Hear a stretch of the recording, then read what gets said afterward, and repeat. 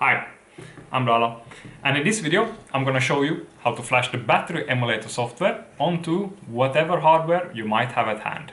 Let's get started. Okay, before we get started, I want to make a quick word about checking the Viki before you do anything related to the Battery-Emulator. So here at the GitHub page, if we scroll up to the top, there is this Viki section here.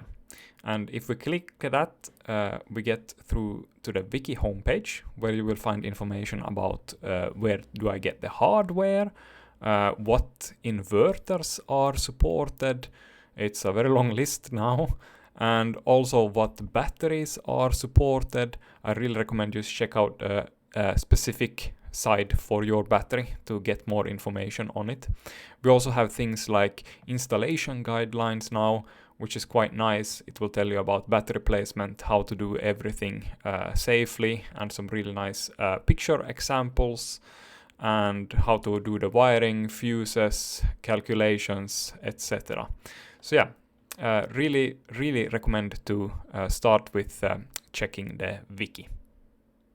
Let's start with the actual main content of this video, which is setting up the compilation environment and configuring the battery emulator according to your project needs. So we're going to go into the releases section here, and this will contain all the software versions that have been released so far. And it's a really good idea to familiarize yourself with the contents here, especially if you're an older user that are upgrading to a newer version, because they will contain important info if there are some new mandatory steps required to set up, for instance, the compilation environment or something. But we're going to go ahead and download the latest version, which is this 8.1.0 version. So I'm just going to scroll down here to the bottom of it, and I'm going to select sourcecode.zip. This will download the file. I'm going to open this file, and it will extract this zip folder into here. I'm on Linux, but the steps are the same if you are on Windows or Mac OS. It will work anyhow. So now that we have the software, I'm going to go to the front page of the battery emulator. I'm just going to show you here, there is this section on the README, how to compile the software. So this is what we are following along with now. So the next step is to download Arduino IDE, Windows, Linux or Mac OS. I have already installed Arduino IDE, so I will spare you the process of that. It just takes a few minutes. Then there are some setup steps inside Arduino IDE. You're gonna go into File Preferences and you're gonna paste in this URL. So I'm just gonna go ahead and copy that. And let's open the Arduino IDE and File Preferences. And here under the additional board manager URLs, I'm gonna paste in this and click OK. Now that we have done that, I think I'm gonna open the actual project that we downloaded. So I'm gonna go here into File, Open, Downloads, Battery Emulator, version 8.1.0.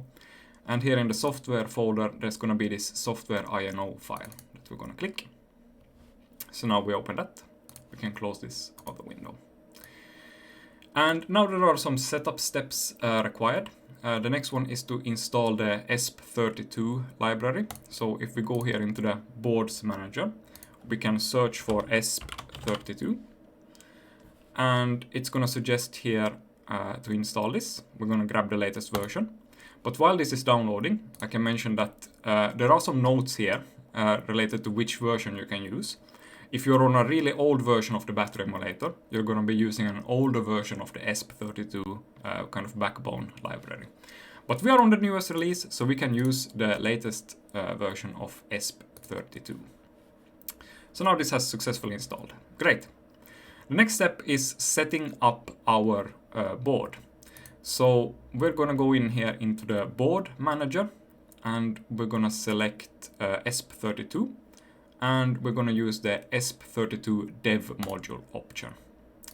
Now that we have that, we can double check the settings for this board. The settings are here. We have things like CPU frequency, flash size, etc. And the guide here on GitHub, it tells you how to configure all this. And I'm actually going to go ahead and show you something that's not in the guide yet. It's coming into the next version, but I really want to showcase it. We're going to be requiring that users change this partitioning scheme from default 4 megabyte into minimal spiffs. And this is just because our application is growing all the time, so we're going to be needing some more space for the application. But now these options are perfect. They are matching what is in the guide. And now we are actually ready to start configuring the system and actually trying to compile it. So yeah, this next step will depend a bit on your hardware. So let's take a look at a few hardware examples.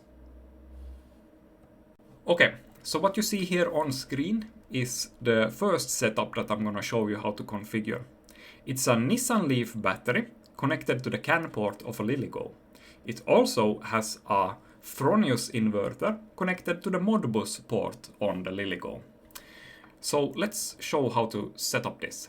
So first here in the user settings.h, we're gonna scroll down and we're gonna select the Nissan Leaf battery option.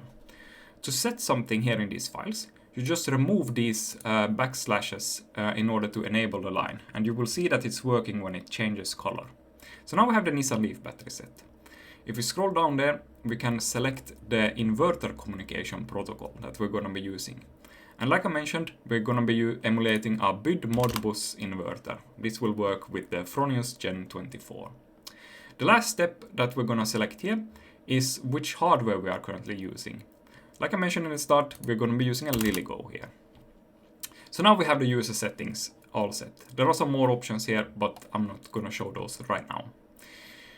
Then in the user settings.cpp, there are some CAN mappings that you need to do.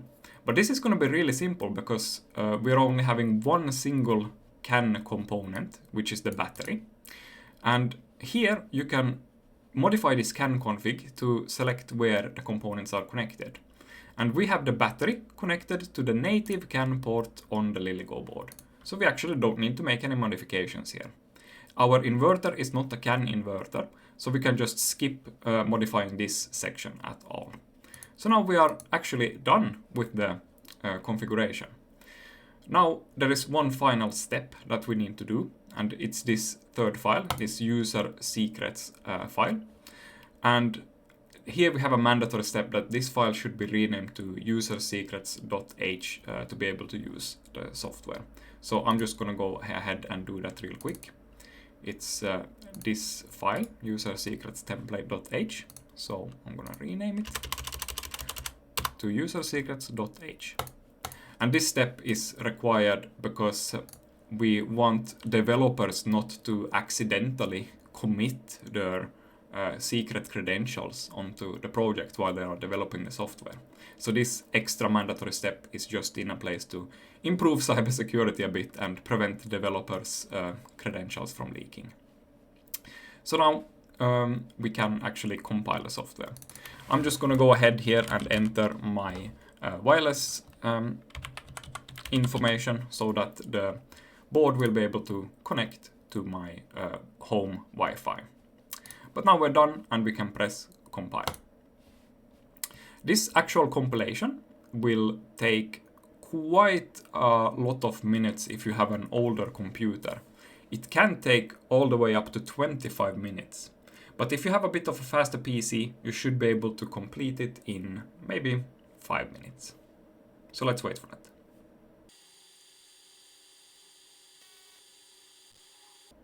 And it compiled successfully. Nice. Now we can actually go ahead and upload this to the board. But before we do that, I'm going to show you a few more different combinations of the software, because not all of you are going to be having a Nissan Leaf battery and a Fronius inverter. So let's go over a few more combinations before we upload the software. If you want to, you can just skip ahead to the upload. Okay, so for this next setup, I'm going to show you a BMW battery and a DEE inverter connected on a LilyGo board, but we're going to be using an additional CAN channel. We're going to be using an add-on board. And if we read the guide here for the DE inverter, we can see that there is a note that you need to use CAN BUD with this inverter. So that's the inverter protocol. And this one actually had a note, a special note, that the inverter cannot coexist on the same CAN channel as a BMW i3. So that's why we're going to be using an isolated CAN channel add-on. So now I'm going to show you how to set up that. So we select the BMW battery option, and then we scroll down and we select the BUD CAN option. And we're going to be using it on our LilyGo board. But we're also going to scroll down further, and we're going to enable a CAN add-on board here. So now we are done with the setup. Now it will know that it has this add-on. But we also need to map where each component is connected. And this is done in the user settings file. So our battery is connected to the native port. Our inverter is not connected to the native port. It's connected to a CAN add-on chip. So I'm just gonna copy this CAN add-on option, and I'm gonna paste it in here. So now once we compile the software, it will know that it should have the battery on the CAN native and the inverter should be on the add-on CAN board. So now this setup is done and ready to flash. Let's look at another example. Okay, let's configure a really demanding system. Let's have 2 Nissan Leaf batteries at the same time, and we're going to be using a Modbus inverter, the Gen 24. So for this we're going to be using the Stark CMR hardware. And we're going to be connecting the battery to the CAN port, and we're going to be connecting the secondary battery to the CAN FD port, and the inverter to the Modbus channel. So let's configure that. In the user settings header file, we will select Nissan Leaf battery, and we will also select this option here at the bottom, which says double battery. So this now is gonna let the system know that we're running 2 of them. And now we're also gonna be defining BUD Modbus. And we are running this on our Stark hardware, so we will comment out this. And here at the bottom we actually have to enable the CAN FD add-on, because we're gonna be using the FD channel on the Stark hardware. And we're also gonna enable this use CAN FD as classic CAN, because we're actually not gonna use the FD part of it. We want to use it as a normal CAN channel. So now this header file is done, and we can move on to the CPP file where we do the mappings. We have the battery connected to the native port. We have the inverter as a Modbus inverter, so it doesn't matter what we configure here. But the double battery is connected to the CAN FD native port of the Stark CMR hardware. So we will set this one as CAN FD native. Now we are done. We can compile this and test it out. Okay, now we can try actually flashing the board. So I've gone back to a basic Nissan Leaf battery setup with a Modbus inverter on the LilyGo board. So now we can flash it. If we go to the tools section, we can select the port that it is connected to, and it's showing up here as a LilyGo. If you're using Windows, you might have a lot of different COM ports, so you might have to try different ones until you find one that's actually the device. But now I have selected that, and I will press the upload button. Now it compiles again. It might take a few minutes, but once that is done, the flashing process will start. And now it has started to flash. It's a quite fast process overall.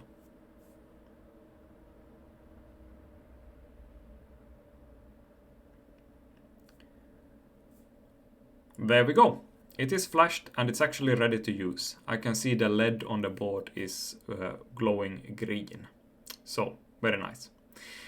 The next thing I want to show you is the actual web server. And the web server is the main way that you can interact with the emulator on. And I have a guide here on GitHub that tells you a bit about the web server.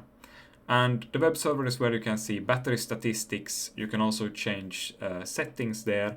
And yeah, it's the best method to see what's going on. But it takes a bit of time to set up correctly, because by default, the board will broadcast its own access point, which is a network that you can connect to wirelessly. But you can also connect the board to your home network. And that was what I showed you there in the start, that you can select in this secrets file, you can select the Wi-Fi credentials so that it will connect to your main network. And that's actually what I've done here. So I have it here connected. The IP address will then vary because your own home router is probably gonna act a DHCP router and it's gonna give it some IP address. But it gave me this 108. And if you're unsure what the IP address is, you can always connect directly to the Battery-Emulator, maybe with your phone. Just connect to the network that's called Battery-Emulator, and you can log in with the default password. You can also change this default password in the settings file. And the web page that you can browse to then is 192.168.4.1. And this is if you're connected directly to it. And once you have connected directly to it, you can then also change settings from there. So that's what I'm going to show you in a minute. But this is the main page. Here we can see things like which software, which hardware, uptime, which Wi-Fi network it's connected to, which inverter protocol is in use, and which battery protocol is in use. Then we also have live data, which is going to be this state of charge, etc. But I don't have a real battery connected here. I just have a fake battery connection, so the data here won't really make any sense. But at the bottom of this page, we have some extra information about the extra features. You can pause the charge, you can perform over-the-air updates, you can change settings, view more battery info, log CAN messages, monitor cells, check out events, and reboot the emulator. So if we start then with the maybe the one that you will go directly to, which is change settings. There we can inspect all the things, how we set it up, and we can see also if we need to make any changes. First one is the Wi-Fi network. In case you did a direct connection to the board, you can change either the Wi-Fi or the password. In this case, it's already connected to my board, but so I don't need to do any changes. It also shows me here that I configured the battery to be a CAN battery connected to the first CAN port, and the inverter is a Modbus inverter. So that's nice, that matches. Then we can do some battery settings like change capacity. On some batteries, this will auto-detect also. Then there's an option to rescale the state of charge. What this does is that it changes so that your battery is restricted between these two percentages. So if this is on, your battery will never go above 80%. And you can change this, maybe you want it to use, say, 83% of your battery, or maybe you want to go as low as 15%. What this option does is that it increases overall battery life. So it's a very nice option to have on. Then we have things like maximum charge speed. You can configure this, say that you want to restrict. Maybe you don't have enough fuses or cabling and you want to restrict it to a certain amp. Then you can just go ahead and edit these limits. Then there's also an option for manual charge voltage limits. By default, this is off. I've just been experimenting with it. But what this setting does is that it restricts your battery so it can never charge above a certain voltage, and also the other way around, so it cannot go below a certain voltage. This should normally not be required, but it's nice to have the option to be able to also configure it.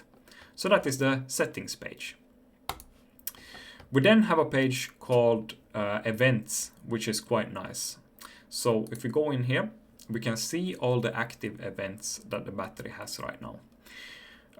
Like I mentioned, we are not connected to a real system, so it says here that the Modbus inverter is missing. So that's actually quite a nice event to get if you're troubleshooting something. You can see here real-time data, when the event occurred, etc. So super nice information here.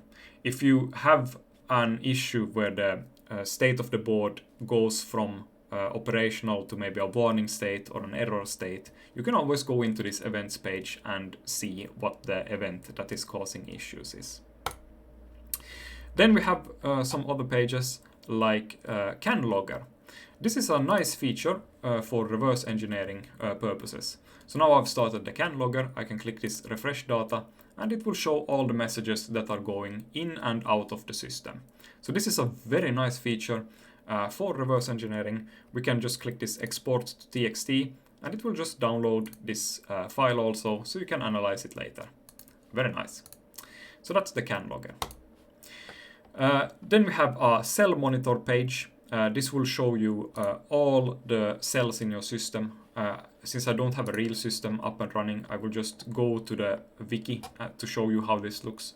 But the cell monitor, it will show you all the cells and it will show you a graph and the highest and lowest, which is also very nice information to have. Then we have we have the option to pause the emulator if you want to pause the power flow. And we also have a button here at the bottom that opens contactors. But the final thing I want to showcase here is the perform OTA update. And what this does is that once you have deployed your system, you can wirelessly send updates to it. There is no need to connect a USB cable to it anymore. And I'm going to show you quickly how to use this. Say we want to do some change, we want to enable MQTT. Maybe we forgot to enable this option in the start. So I'm just gonna make an update file now. And I'm gonna go via the sketch and export compiled binary. What this does, it will compile as usual, but it will create a file. And you will be able to upload this file via this OTA page. So the file will be generated if we go into this, well, let's see, we're in the correct folder. In the downloads folder, your Battery-Emulator, it will have the software, and here it will create a build folder once it has finished building. So yeah, let's wait for it to build. The file has built successfully. So, like I said, it will create a build folder, and in this folder there will be a file called softwareino.bin. And this is the file we want. So we're going to go back to the web server, the OTA update. We're going to select file, and we're going to select this softwareino.bin, and it will start the over-the-air update. I can see that the LED on the board now changed to blue, and this indicates that a flash is in progress. The board has now been flashed and is rebooting. And it's done. We can then click the back to the Battery-Emulator button. And our update has now taken place. Very nice. This is super helpful, especially if you have mounted the hardware in an area that's not easily accessible. Then having this over-the-air update functionality makes it so much easier to use the hardware. Okay, this video has been going on for quite a long time, almost 20 minutes now, so I think it's time to end it.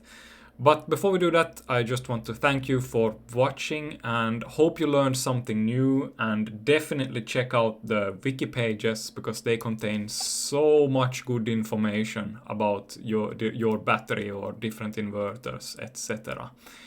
And I hope this video helped you to set up your a bit more complicated battery setup. Maybe you have some special hardware needs or something. But yeah, thank you so much for watching, and I will see you in the next video. Dal out. Bye.